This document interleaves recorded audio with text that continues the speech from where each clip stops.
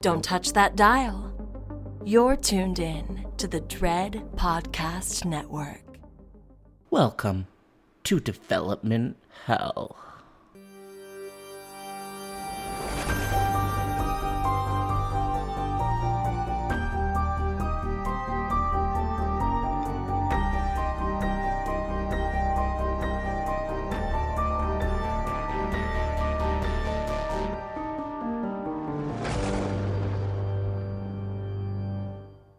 I am your host, Josh Korngut. I am the managing editor of Dread Central. I am also a filmmaker in Toronto, Canada. This podcast is a proud member of the Dread Podcast Network. Usually on this podcast, we tackle topics of films that have been trapped in the development hell cycle, but for the next 4 episodes, we're going to be doing something a little bit differently. Stay tuned and find out more about Jeepers Creepers Unseen in just a moment.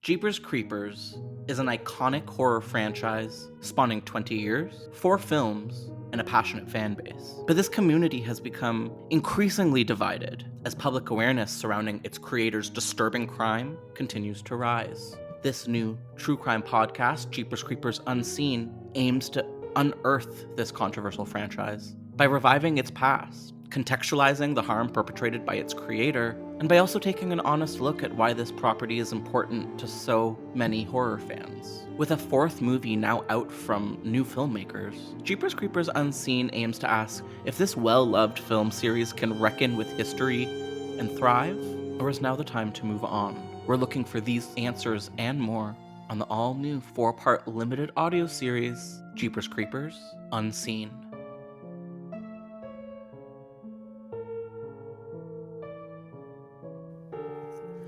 Episode 3, The Crime. So on the 3rd episode of the series today, we're going to take a difficult look at the crime committed by the director of the Jeepers Creepers franchise, as well as discuss the survivor who was impacted. Today, I am joined once again by Jules Bruyn. Jules is a trauma-informed counselor who specializes in addictions and mental health. She's going to be here to help contextualize the crime that we're talking about and also give us some insight into the impact abuse has on victims. Hi, Jules. Welcome back. Jules, can you reintroduce yourself to the Dread Central audience? Yeah, hi. Thanks for having me again. I'm Jules Bruyn, and I've worked in the field of trauma, substance use, and mental health for over 10 years now. Specifically, we work usually with women and genderqueer folks, a lot of whom have experienced different forms of abuse in childhood or even in their lives now. Yeah, so I'm just really glad to be here to kind of bring my lens to all this stuff. Yeah, we're really happy to have you back. It was so great talking to you last time about the first 3 films in the franchise. Mm-hmm.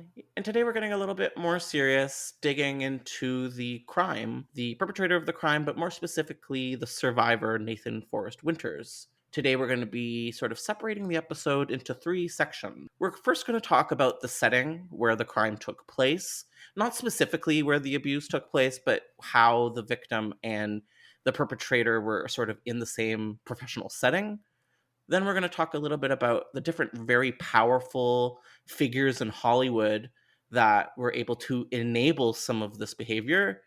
And then last but not least, we're going to take a real close look at Nathan Forrest Winters himself, sort of through his own words, and hear what he has to say about all of this. This is a Jeepers Creepers podcast, and so most of these episodes are sort of surrounding the franchise in some way or another. We talked a lot about the perpetrator, Victor Salva, the director of the films, in the first episode and even a little bit in the second episode. Today, we're not going to be talking so much about his biography or even what he did specifically. So if you need that context, I definitely suggest revisiting the first 2 episodes. So Jules, the first thing I want to talk to you about today is the setting.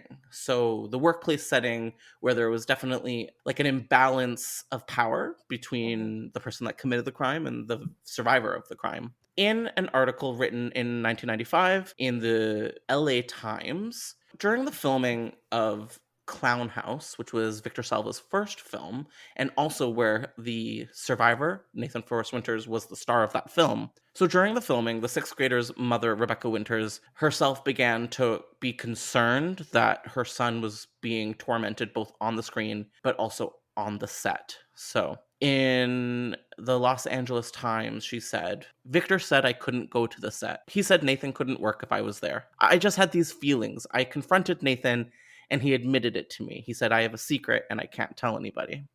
So in April of 1988, Salva pleaded guilty to 5 felony counts, lewd and lascivious conduct, oral copulation with a person under 14, and 3 counts of procuring a child for pornography. He was sentenced to 3 years in prison and was released in 1989 after serving only 15 months. The Winters family sued Coppola's Commercial Pictures for $5 million, but Winters said that he eventually settled out of court, unquote, for barely over $100,000. So I don't know where exactly the abuse took place, but it definitely seems like it happened during the filming of Clown House, this 1989 horror film that Salva created.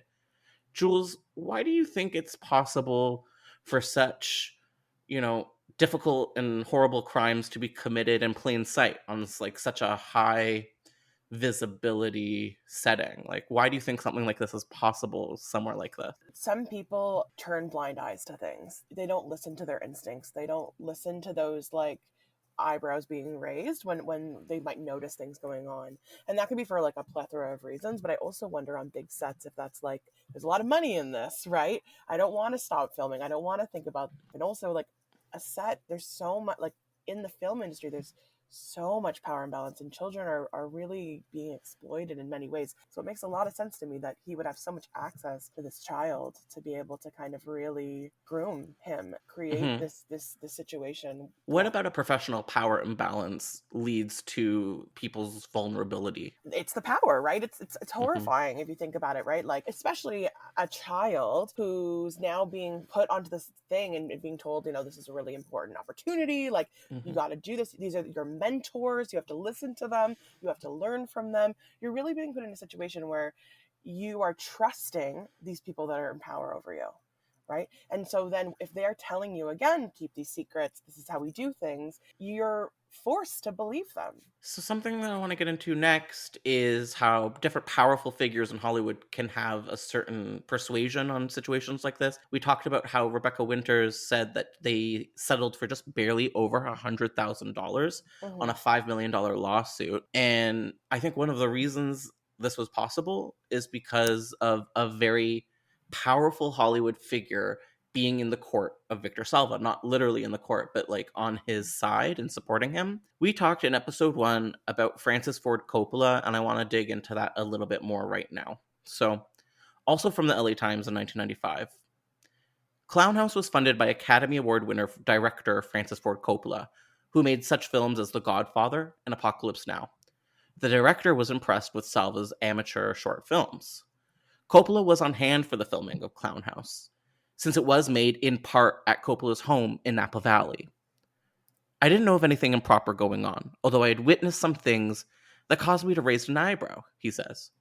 Only in retrospect did things really add up. You have to remember, while this is a tragedy, the difference in age between Victor and the boy was very small. Victor was practically a child himself. And I think it's important to interject once again that Salva was 29 at the time and Winters was 12. That's ridiculous. It's such a ridiculous statement to Why do you think he would make a statement like this? Do you think he believes this I'm going to just call it bullshit? Or do you think this is a systematic approach to just keeping someone safe from the law? Yeah, I think it's more the latter. I think he is trying to justify this, right? He's trying to also justify why he didn't do anything in these moments when he was raising his eyebrow, right? Like I just spoke about before, there are probably lots of instances that people found weird or inappropriate, but they didn't do anything about it. They just turned a blind eye to it for the sake of the picture, for the sake of the money, for the sake of the funding, right? And instead of, whistleblowing and getting their hands dirty, they decided to just sort of let things be. And then when it all sort of blew up, they're now all trying to kind of distance themselves or normalize it, right? And so that's why they are making up this total bullshit. I think you could be right that it could, at the end of the day, possibly just all be about money. Also from the LA Times, unquote, Coppola is not surprised that some people will never forgive Salva. They're entitled to feel that way, he says. But he has a real gift as a filmmaker. The punishment has been completed. He should be a citizen again. And asked to comment on the latest victory involving Salva, Coppola issued just the statement, Victor is a talented young director. Do you think, and I don't like this is all conjecture, that it's possible someone like Coppola sees the talent in someone like Salva as being more important than a human life, that the talent which could therefore lead to money is, you know, it's a worthy sacrifice, you know, to lose a child in something like that if someone is so talented and brings so much to the table. Do you think that is part of why someone like Coppola could be protecting someone like Salva?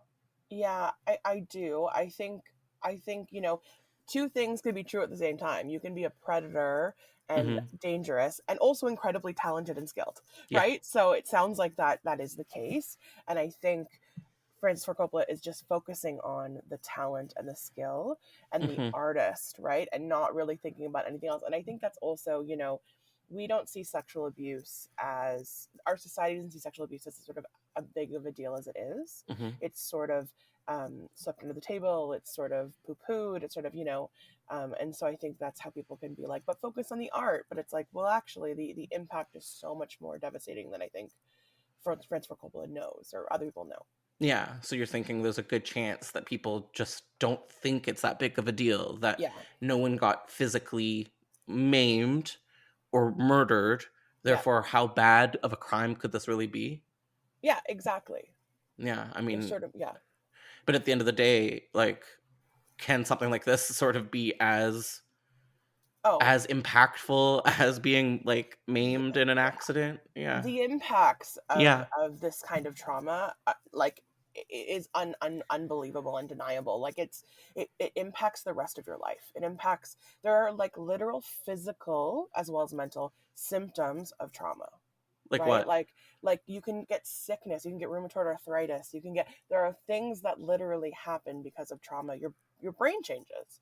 So it's really, and then when it happens when you're a child, it's then now changing your brain chemistry as a child. So it's impacting the entire way you grow up.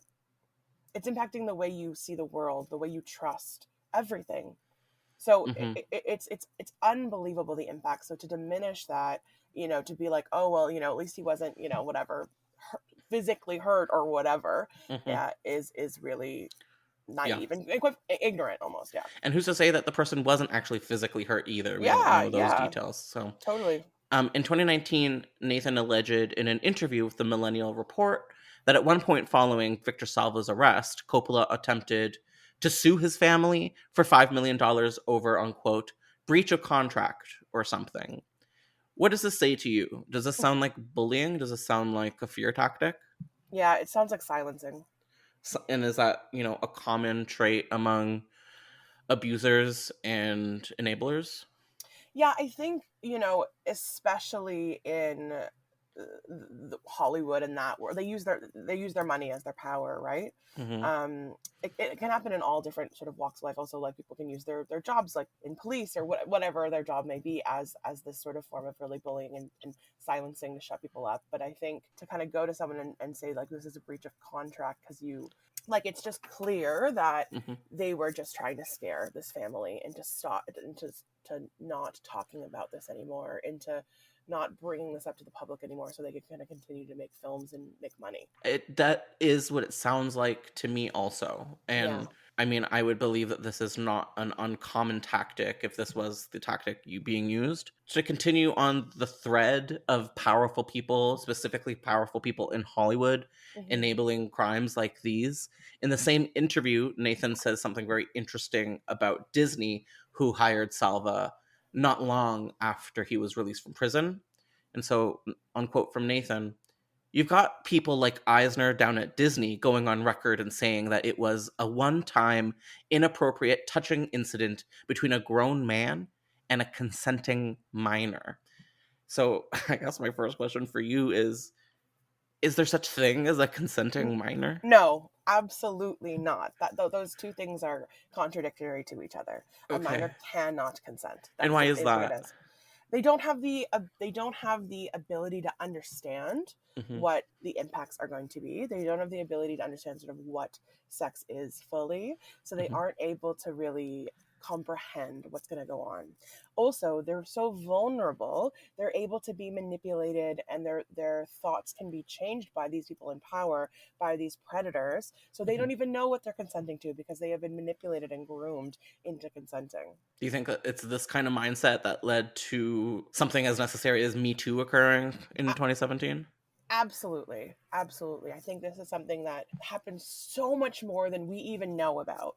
Yeah. Even the Harvey Weinstein stuff. Like, there's so much Mm-hmm. more of this going on. And so, and like, just all these reactions to this one case that we're talking about is like, so it just paints such a clear picture of the sort of disgusting hiding that goes on, and all these other people that aren't necessarily the actually doing the acts Mm-hmm. of sexual abuse, but they're helping it. They're aiding and abetting it, kind of.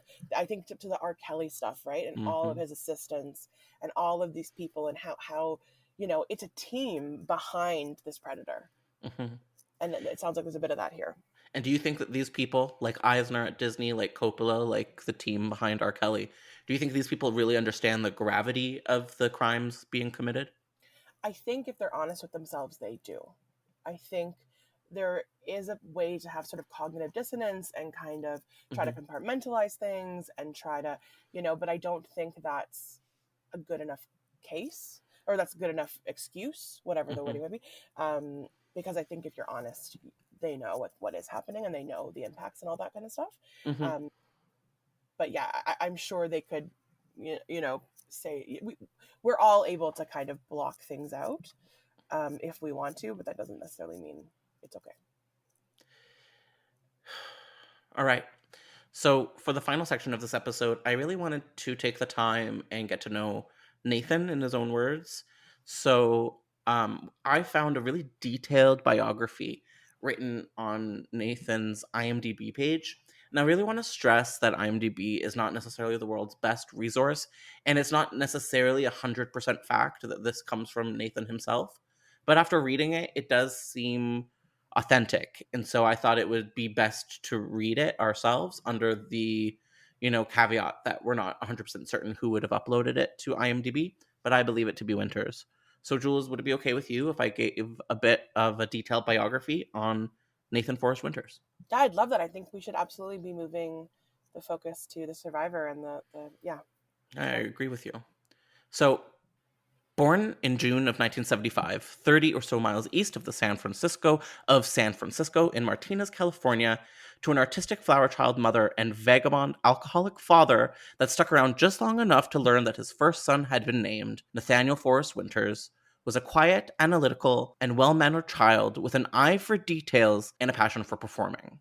Around the age of 6, Winters and his family were introduced to Victor Salva, an ambitious 23-year-old amateur filmmaker that at the time was working at a daycare. Salva became a close and trusted friend to Winters and his family. At age 9, after much deliberation and protests from Salva, Nathan convinced Victor to allow him for a chance to audition for a part in his newest project, Something in the Basement. Out of 19 young and hopeful boys, Winters won the starring role. Also cast in this 28-minute short film was Winters' Clownhouse co-star Brian McHugh. Something in the Basement will go on to win first place in its category at the Sony Film Festival in San Francisco, as well as to win the attention of Hollywood elitist Francis Ford Coppola, who was on the panel of judges. With Coppola on as producer and a legitimate budget, Salva set out to write the 1989 cult classic Clownhouse, with Winters in mind for the lead role of Casey Collins.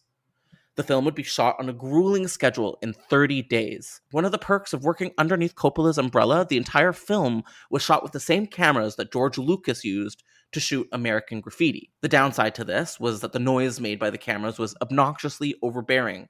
They were so loud, in fact, every bit of dialogue and sound had to be dubbed over. Just as post-production began, Winters found the courage to tell his mother the truth and confirm her suspicions. Salva was arrested and charged with 11 counts of child molestation. With the financial and moral support of Coppola, He would only be convicted of the 4 least severe charges, including, but not limited to, soliciting and procuring a child under 14 for pornography. Victor was sentenced to 3 years for a crime that took him 6 years to commit, of which he served a mere 15 months. Nathan has since been a powerful voice and advocate, working to promote a raised awareness towards the prevention of sexual abuse. He has said that being told at the age of 12 by Coppola that he would never work in the industry again really left a sour and bitter taste for the film industry. Winters began writing and performing music at age 15 and found his true calling. As frontman and mastermind behind his music project, The Seven Stone, he has finished his first film score for his documentary, The Boy, directed by Connor Fraser, a powerful no-punches-held-back survivor story that chronicles the darkness of childhood sexual abuse and his journey of healing that led him to where he is today.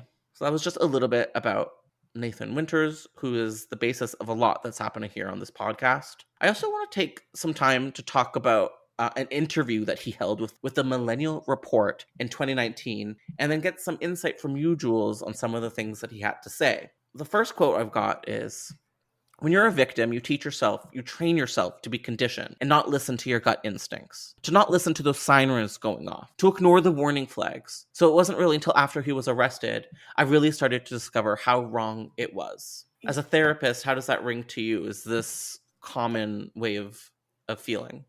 So common and so insightful the way he said it. Like, it's such a beautiful wording.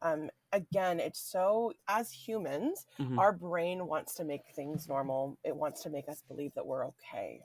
So if we have these sirens going off, but someone else in a power position or someone that's older than us is telling us you're actually wrong, everything is actually fine, your brain then goes, okay, I guess I need to tell myself this is fine. I need to stop listening to these parts of myself, right? And then it sort of, you stop, you develop a weird disconnection with your gut feelings, because you're telling yourself, and you've been told, that those actually aren't right, that you actually don't know what's going on. You don't know right from wrong.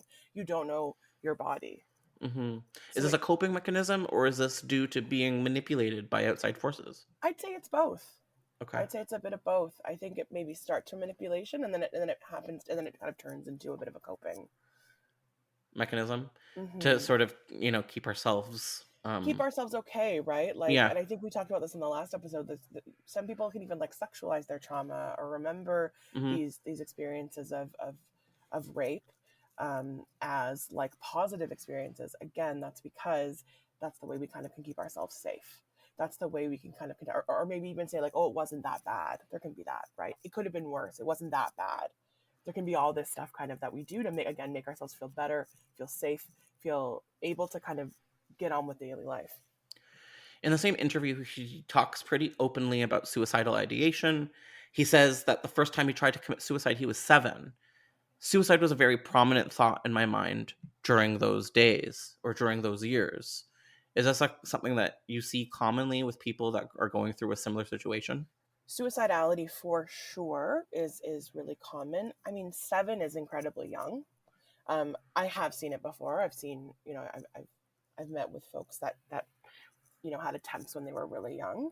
It's heartbreaking, because again, like it's that feeling of never being able to kind of get through this trauma, and also just there's so much added pressure. Like when you're a child and you're working and you're bringing in income for your family at an age where you should not be having to do that, this adds a whole nother layer of not wanting to blow that whistle. Possibly. Why do you think abuse like this, it gets people to a place of suicide? Why do you think it is so severe? It's so all-encompassing. Again, like everything is sort of being taken away from you, right? Your autonomy, your body, your happiness, it's all being sort of taken by this predator. It's not just a one-time thing. Even if the incident only happens once, it is a long systemic thing of being groomed. It's all these other moments of being manipulated, all these other moments of being things that were inappropriate happening. So it's not just about this one incident that also was absolutely horrific. And even if you know what I mean, it's just really your safety is being taken away from you. Your sense of safety within yourself, your sense of safety within a community, within the world is Mm-hmm. now taken away and gone. So if you don't feel safe anywhere, even alone in your own body, of course you're going to feel suicidal. Yeah. What does it take for a survivor at this place to sort of heal and come back? Like what kind of a journey does it require at this point? Yeah, there's 3 stages of trauma work. And you don't have to go through all 3. The Okay. first stage is really the kind of important one, stage 1 trauma work, which is around just stabilization and getting to a place where you feel safe again in your body. And if you have things like flashbacks or trauma triggers, you're able to cope with them and handle them, and they don't sort of hijack you, they don't take you over. So you're able to like recognize them, you're able to ground yourself, you're able to be okay, you're able to just kind of be okay and be able to function. The higher stages are when you kind of go more into the details of the trauma to then Mm-hmm. sort of really unpack them in a safe way. Not everybody wants to go that far. I'm sure Nathan probably did, because if you're able to sort of speak on it or write things on it, you need to be kind of further along in the trauma journey. Uh-huh.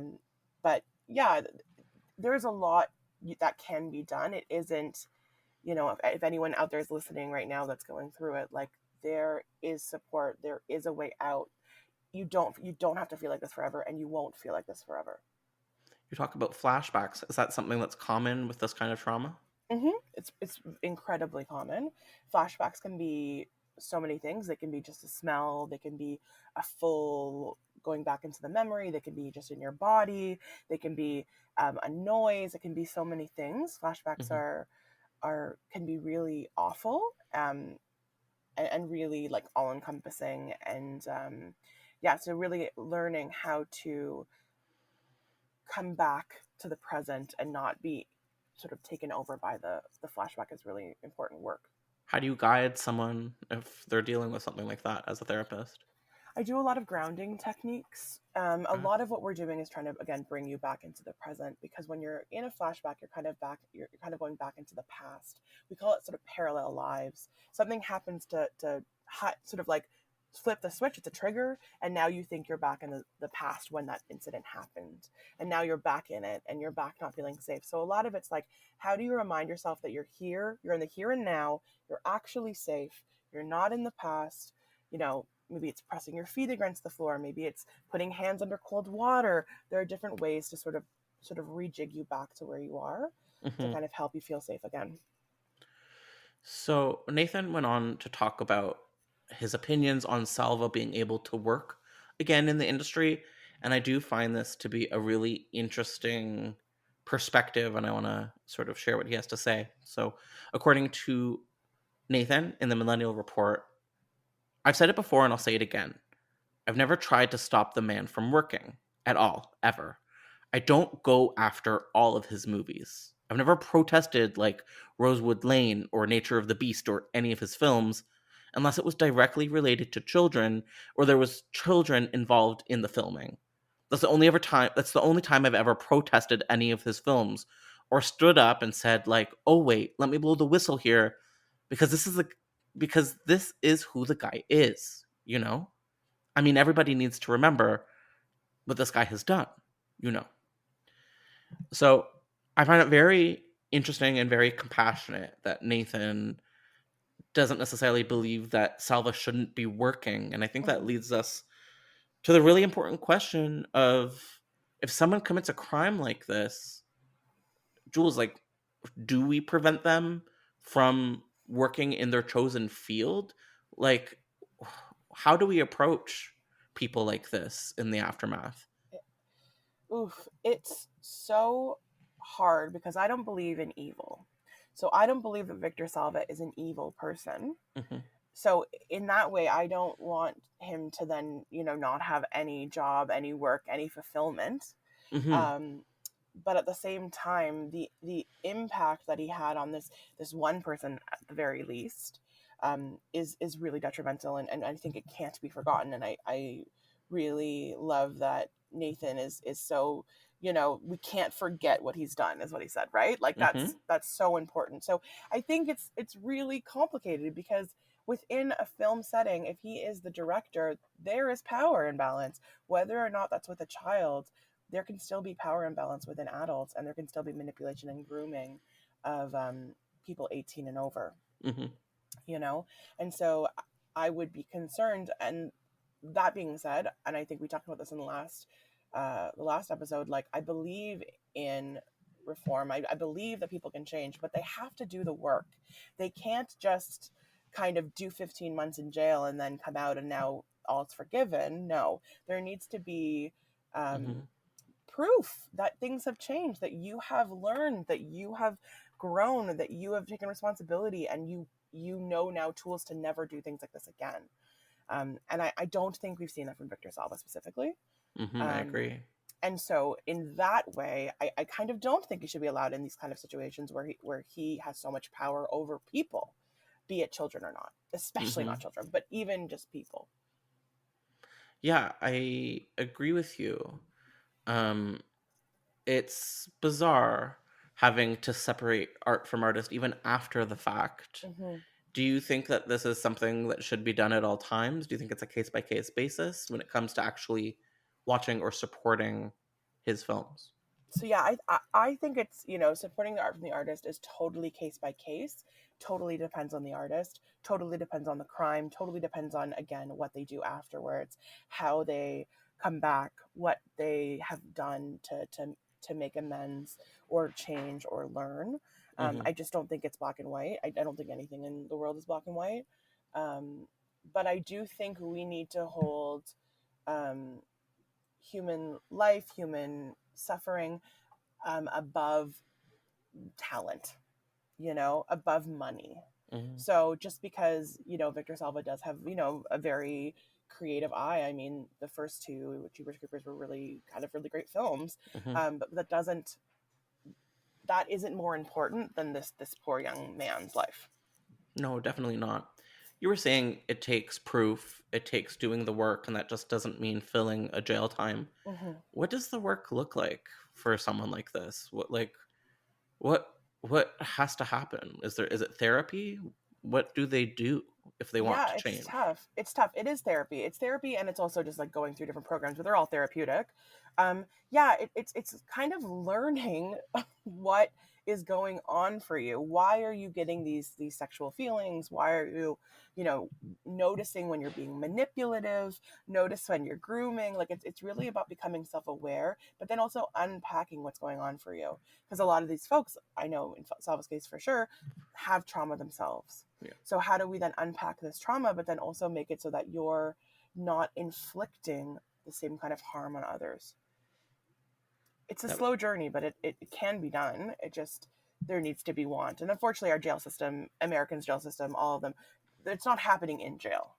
Mm-hmm. It's something I think about regularly is the fact that as a culture, we rightfully demonize this type of crime so extremely Mm-hmm. that it might make it a very unsafe environment to someone who may suspect they are suffering from these sorts of behaviors to seek treatment. So, what do we need to change in our society for people like Salva to sort of come forward and look for help before they actually commit a crime or hurt people? Yeah, I mean, that's a great question. I think you're totally right. I think the stigma is unbelievable, and there aren't even a lot of programs for it. Because there's stigma, even in the helping professional, like even in, you know, my colleagues, there would be a lot of stigma working with someone like this that would come in and say, you know, I'm having these feelings, or I'm noticing I'm doing these behaviors. There would be a lot. It would be tough. It would be, you know, it would be tough to find somebody that, or a program that would really sort of embrace that. And I think we need to see this as a trauma response. And I think it needs to be looked at and cared for in the same way that we care for other trauma responses, because that way we can kind of help prevent the immense harm that can be caused from this response. Jules, once again, you've been super fascinating to talk to, really, really insightful, and I'm really grateful that I got to have this conversation with you. Before we wrap the conversation up today, I think this was probably the last time we'll bring you in for this specific series. How And so I dare just you? wanted our audience to get to know you a little bit better. So I just have a couple of questions I want to end with you on. Okay, sure. You work with women specifically. Why is that? I just see the oppression that has happened to most women, and I know almost every woman I've ever met has been abused in some capacity. And I just, because I see that, I want to work with folks that need the support, that need to be held and walked with through their journey of trauma. You also work with people that are engaging with the criminal justice system in some way or another. Mm-hmm. What has that been like for you? I love the work that I do. Honestly, it's really amazing. I really think criminalization is awful, which, involvement in the criminal justice system is a trauma in and of itself. Mhm. And again, nobody's a perfect person. And I'm not saying that we should allow all crimes, but usually these crimes are kind of a two-way street. And if somebody's getting charged with assault, the likelihood that they're being abused themselves and that there is gender-based violence going on in the home is very likely. So, I think it's really important that we hold these dualities of like, people need to take ownership for their actions, but we also need to understand where things are coming from and understand how to really work with people from a sort of trauma-informed lens so that we can actually help people move forward and move on and have successful lives. I know that you do private practice, but Mm-hmm. you also work with the public. Why do you choose to do both and not just go specifically private practice? Yeah, so I mean, I opened up my private practice about a year ago, which, was new for me. I think therapy should be free. I think it should be something that's available to anybody who needs it. And so I don't believe in a privatized system. So because of that, I just don't feel comfortable doing full-time private work. That being said, I like to do a bit of it. Well, one, for money, because we don't get paid anything in the nonprofit world, but Yeah. but also because if folks can afford it, that's great, then they can kind of jump the line, and it's nice to be able to like offer to these folks too, so that we keep spaces open for folks that really can't afford it, that are street involved or on social assistance. Are you still taking new clients or are you totally full? I think I have one space left right now, but yeah, I'm usually pretty full, I know.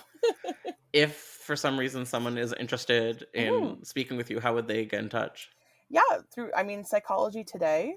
Uh-huh. If you look up Juliana Bruyn, Bruyn, Uh-huh. you can find my profile. Awesome. And yeah, reach out, and then my phone number and everything is there. Jules, thank you so much for speaking with me again. It's always super, super fascinating. Thank you so much for having me. I really appreciate it, and yeah, glad this is being discussed.